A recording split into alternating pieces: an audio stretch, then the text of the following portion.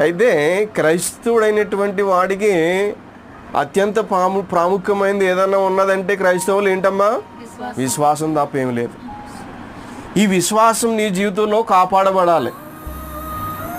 ఈ విశ్వాసానికి పరీక్షలు వస్తాయి, ఈ విశ్వాసానికి శ్రమలు వస్తాయి, ఈ విశ్వాసానికి ఆపదలు వస్తాయి, ఈ విశ్వాసానికి కష్టాలు వస్తాయి, ఈ విశ్వాసానికి నిందలు వస్తాయి. ఎలా కాపాడుకుంటున్నాను విశ్వాసాన్ని? ఎట్లా కాపాడుకుంటున్నాను విశ్వాసాన్ని? ఏం చేయాలన్నాడు దేవుడు? విశ్వాసాన్ని కాపాడుకున్నాడు కాబట్టే పరుగును తుదముట్టించాడంట. ఏంటి?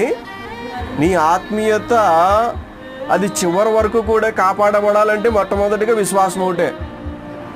ఏంటమ్మా? విశ్వాసం తప్ప క్రైస్తవుడికి మరొకటి లేనే లేదు. అంతే కదా. నీ విశ్వాసం నిన్ను స్వస్థపరిచింది, నీ విశ్వాసమే నిన్ను తప్పించగలిగింది, నీ విశ్వాసమే నిన్ను కాపాడగలిగింది.